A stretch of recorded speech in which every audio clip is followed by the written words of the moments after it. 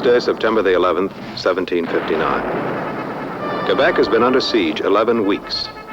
3 times the British have attacked, and each time the French have driven them back. But the British have kept up a steady bombardment of the city, reducing much of it to ruins, and the people to hunger and despair. In the governor's quarters outside the city, just beyond cannon range,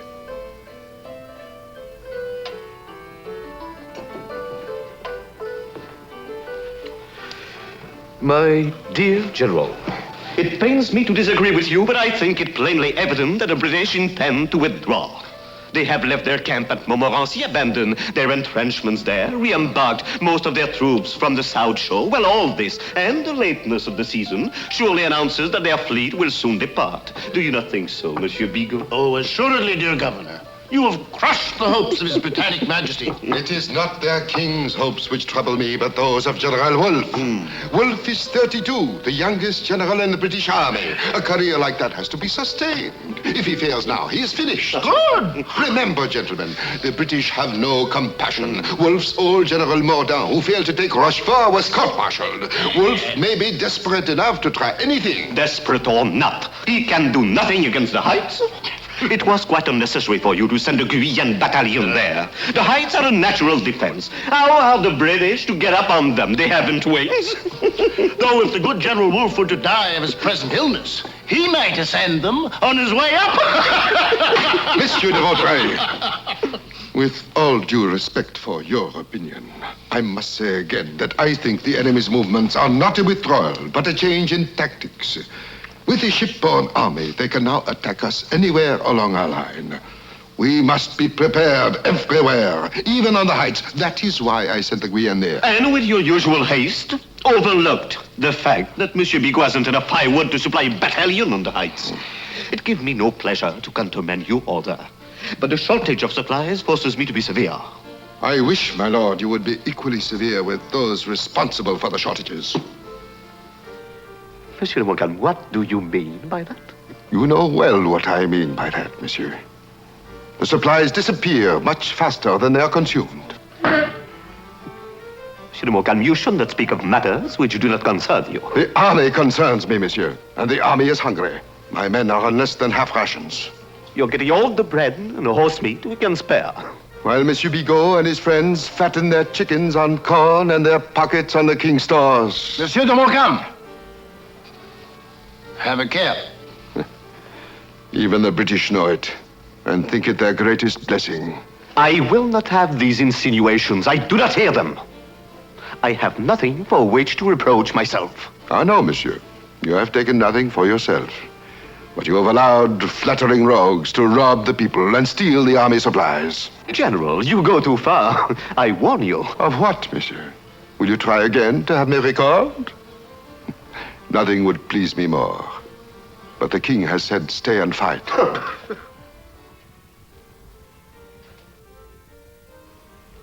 Messieurs, you have sold out this unhappy country. But while I live, I will not give it up. I sold out the country in which I was born. The country I always loved. I will never forgive you for saying that. And in Wolfe's cabin, on the British flagship Sutherland. We have not been able to fight our way ashore. But if we can land a considerable force above Quebec, without their knowing it, I'm confident of the outcome. But how can we hope to land it? It is an ingenious scheme, sir. But we hesitate at its hazards. Exactly. Another failure, especially after our losses in July. I took the blame for that upon myself, and I expect to suffer for it. If it will make you easier, I will take all the blame for this new plan, too. Little more or less of blame is of no consequence to a man who must be ruined anyway. We do not think of the blame, Your Excellency. We are concerned with the risk to the boats and the small ships, not to mention to the army. I told Admiral Saunders that I would risk only a small detachment, 150 men or so. They will make the first attempt. If they do not succeed, the rest will not follow.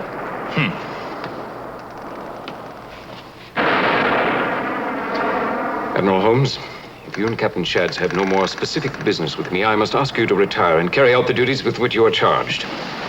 Of course, sir. We should not tax your strength. I'm feeling very well now, thank you. Sir, I brought the surgeon. Oh, forgive me. We are going. Good night, sir. Good night, gentlemen.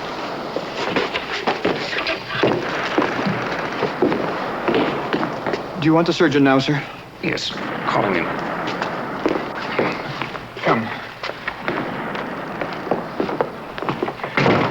Sir, General Monkton stopped me as I was on the way.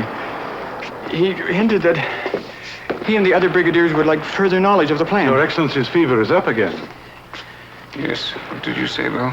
Sir, General Monkton stopped me as I was coming here. He hinted that he and the other brigadiers would like further knowledge of the plan. Well, they can wait for it. But, sir, I must tell you that their concern is shared by most of the senior officers.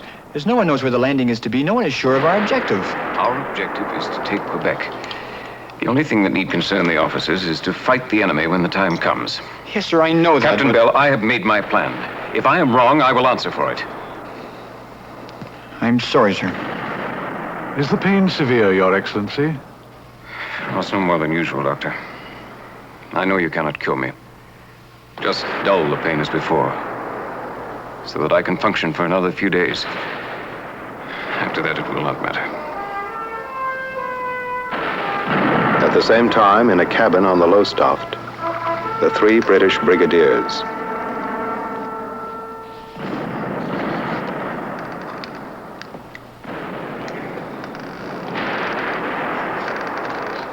Our brilliant young general has become a creature of his own fancy. And what else can we expect with every ambitious jackanapes toadying up to him?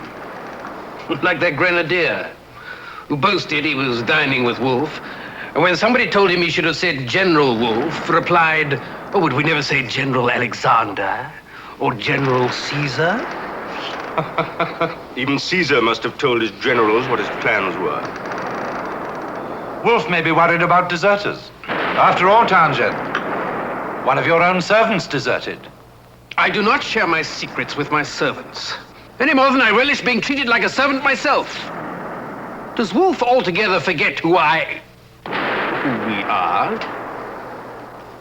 Each of us is older than he, and our fathers are peers, while his was only a common soldier. Who does he fancy he is? The commanding general. That is a mistake which Parliament may have to rectify.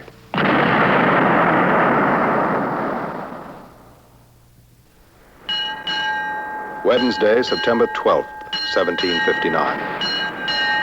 Wolfe issues general orders to the army. The enemy's force is now divided. Great scarcity of provisions now in their camp. And universal discontent among the Canadians. A vigorous blow struck by the army at this juncture may determine the fate of Canada.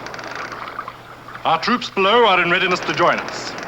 All the light infantry and tools are embarked at the point of Levis, and the troops will land where the enemy seems least to expect them. The officers and men will remember what their country expects from them and what a determined body of soldiers inured to war is capable of doing against 5 weak battalions mingled with a disordered peasantry. An estimable order, gravely considered and gracefully composed. It'll be well received in London, but it still does not tell us where the landing is to be. At the same time, in Montcalm's headquarters near Beauport, to the east of Quebec. General, there's a sentry of the colony regulars here who says he saw something curious. I think you should hear of it. Send him in. Your Excellency. Well, what did you see? 2 days ago, I saw 6 British officers on the South Shore. As they stayed a long time in one place, I trained my glass on them. They seem to be studying the cove where I am stationed. Where is that? At the Anse au Foulon, sir. Our post is on the top, near the edge of the heights. The heights? Did you see any British troops? No, sir, only the officers. One of them was very tall. Tall? And thin? Without a wig? His hair tied in a ribbon, so? I couldn't tell at that distance, sir. You say you saw this 2 days ago, on the 10th. Why did you not report it until now? I wanted to report it then, sir, but our officer wouldn't let me go. I was sent for supplies today. Who is your officer? Captain Wargon, sir. Wargon? That scoundrel. Oh, you did well to come here. Give him something. Wargon, the one who gave up Fort Beauséjour without a fight? Yes, a fool and a coward. But he is protected by Bigot. I wanted to replace him long ago. And Bigot is protected by... well, you know. What do you think about the Foulon? There is a road there that leads from the cove up to the post. The cliff is steep, and we have blocked the road. But a body of determined men could climb it. A company, perhaps. But the British wouldn't try and land an army there. I don't know. Everything indicates another attack here. But there's something puzzling about their movements. Why would their upper squadron keep sailing up the river each day, then drifting down again at night? Where are our troops there, whom Bougainville keeps marching up and down to keep abreast of them? But if they're going to attack here, why do they bother about Bougainville? It would take them half a day to reach us anyway. And if they're going to attack Bougainville, why is most of their fleet still here? Perhaps they're going to attack both places at once? In between will be the heights, undefended. Chevalier. Allan?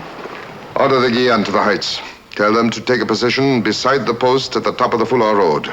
The whole battalion? Yes. Let them take what food and firewood they can. We will supply them from the main camp. Let the others share what little they have with them. Anyway, we will do our best.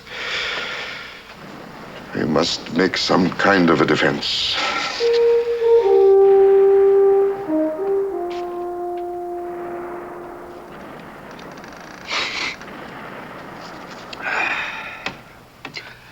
On board the Lowestoft, September the 12th, 1759. To General Wolfe. Sir, as we do not think ourselves sufficiently informed of the several parts which may fall to our share in the execution of the descent which you intend tomorrow, we must beg leave to request from you as distinct orders... Beg leave to request from you? That sounds rather too much affected. Look here, Murray, I think... Get to the point of the thing. Request from you as distinct orders as the nature of the thing will admit of, particularly to the place or places we are to attack. This circumstance... Decisive. Put that in. This very decisive circumstance. But it unbalances the sentence. Oh, I suppose we could put it in brackets. This circumstance... perhaps... very... decisive. We cannot learn from the public orders. Neither may it be in the power of the naval officer who leads the troops to instruct us. As we should be very sorry, no less for the public than our own sakes, to commit any mistakes, we are persuaded you will see the necessity of this application, which can proceed from nothing but a desire to execute your orders with the utmost punctuality. We are, sir, etc., and we all sign our names. Agreed? Yes, agreed and sincerely. Whatever comes, he won't find me wanting in duty. Nor I. Well, nor I. Chevalier Johnston, I am simply astounded. I can scarcely believe that General Montcalm would so violate my orders. I countermand his orders. I countermand any orders sending troops to the heights. Your Excellency, General Montcalm feels strongly that the defense of the colony requires the Guillen battalion to be placed on the heights. If he is not permitted to do so, he regrets that he'll have to make an official report of it to France. Official report? Well, tell him that I will look into it tomorrow.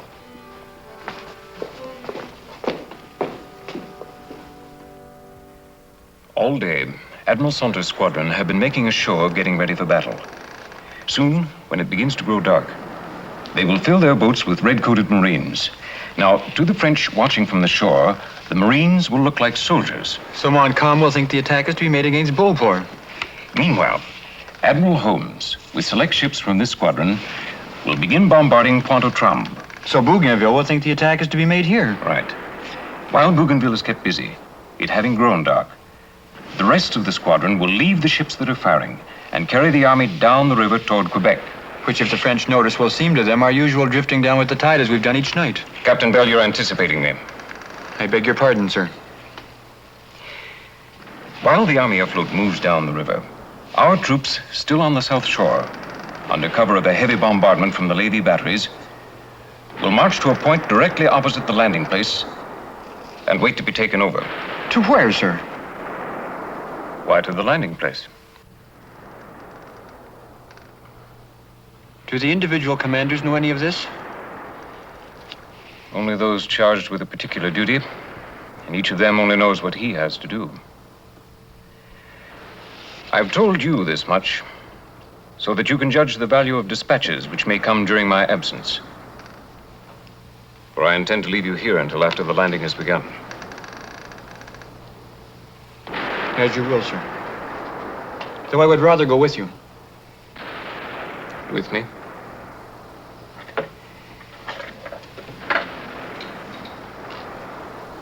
Do you thirst after glory, Captain? I didn't mean that, sir. I meant to be beside you, to help you. Oh. Well, there may be no need of that. I'm feeling a little stronger today. I'm relieved to see the plan get underway. As each part of it succeeds, it improves me a bit. I think now I may get through this business. Though beyond it, my hopes do not go. I cherish your friendship, Tom. Now, order my boat. I want to reconnoiter the river once more.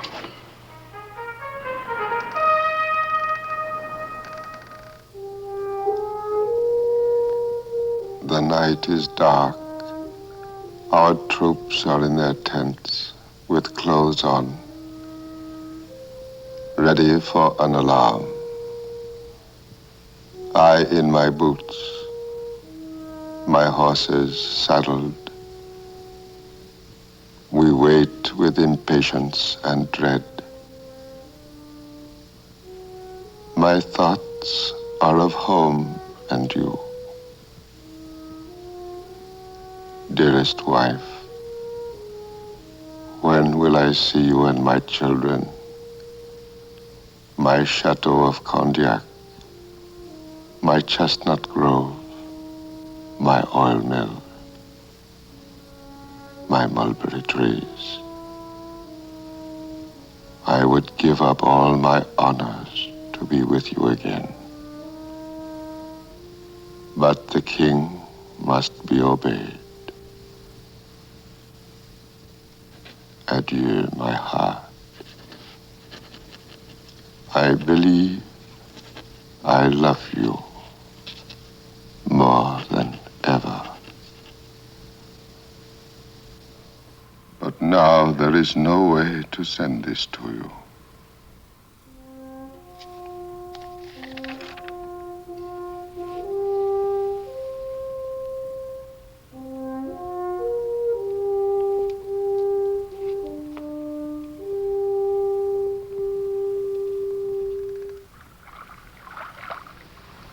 There it is, the signal to get into the boats.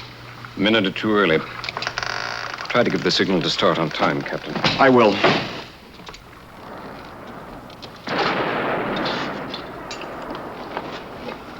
God keep you, sir.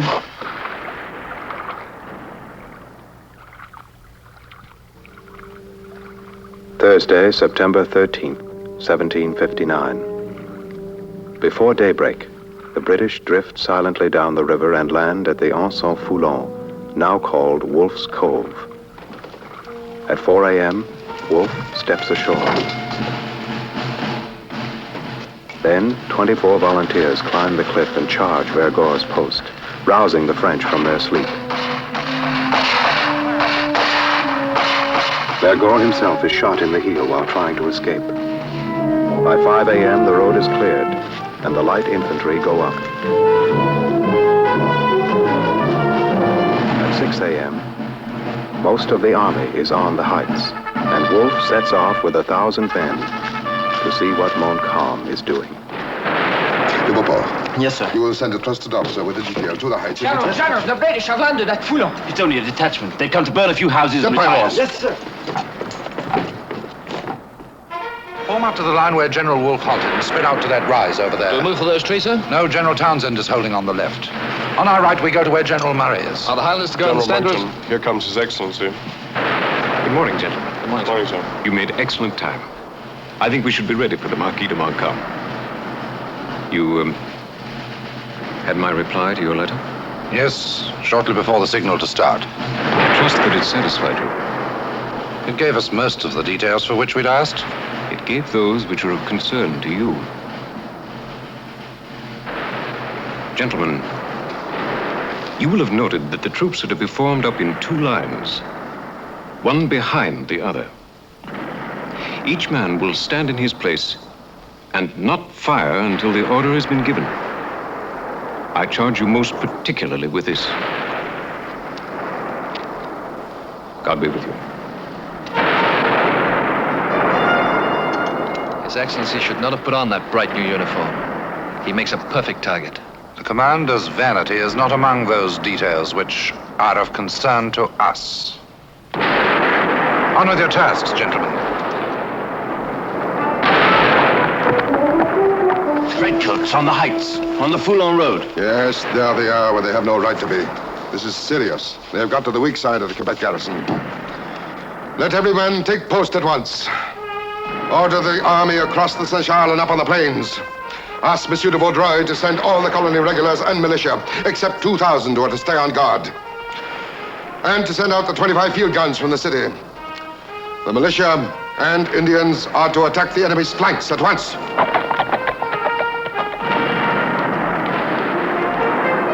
You will protect the flank and hold this position whatever happens. I understand.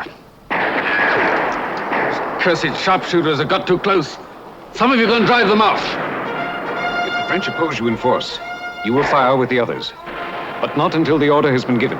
But when my men are formed, if the enemy is not yet assembled, I could seize the occasion to advance to the River St. Charles and take the bridge, which would cut their army in 2. No, General. You will not advance. You will stay here and protect our flank. You're hit.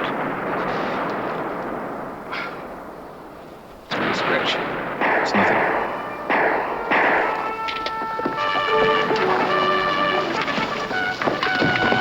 The city garrison will give out only 3 guns without special orders from the governor, and he hesitates and refuses to send the regulars and militia. He's keeping back a battalion of regulars and all the militia except 2,000. That madman, he would send the medicine after the death.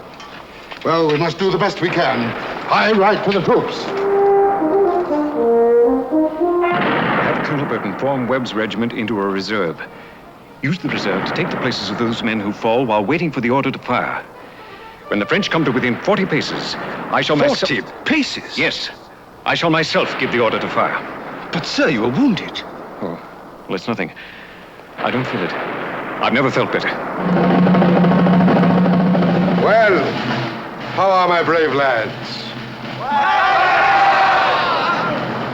Are you perhaps a little tired from your march? Would you not like a little rest before we crush these English? Well then, let us go to it. The French move forward with a shout.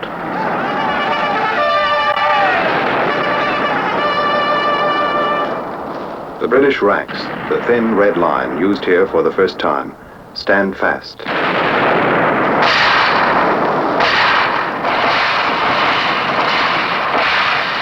At about 300 yards, the French colony troops begin firing without orders, and then throw themselves down to reload. This spoils the alignment of the French advance. But the regulars spread out to make up for it, and keep coming on to 200 yards, 100 yards, 50 yards.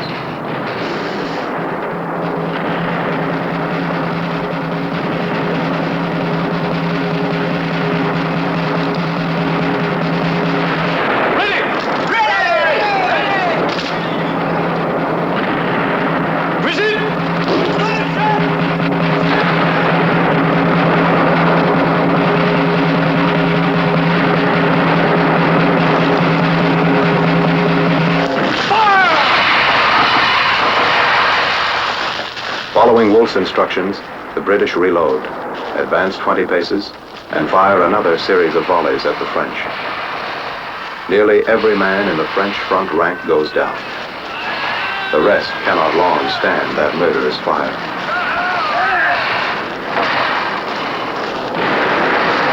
When they show signs of breaking, the British charge and carry the right and center before them.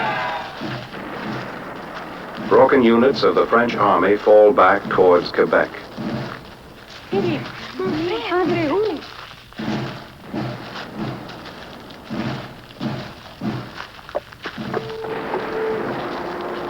My God, it's Monsieur le Marquis.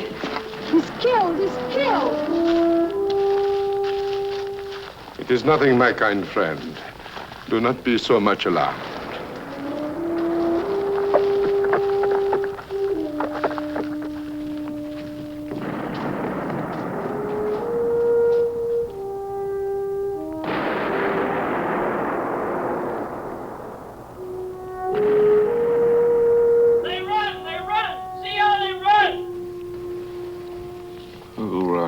The enemy, sir. Now they give way everywhere. Go, one of you, to Colonel Burton. Tell him to march Webb's regiment to the Charles River to cut off their retreat to the bridge.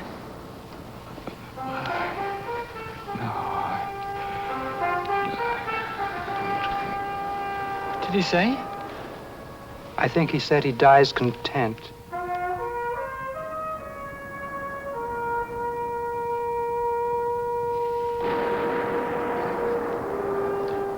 Well, so he should.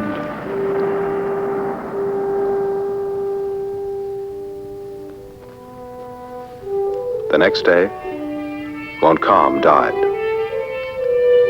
On Wednesday, September 19th, 1759, Quebec formally surrendered, and the British flag was raised above the citadel.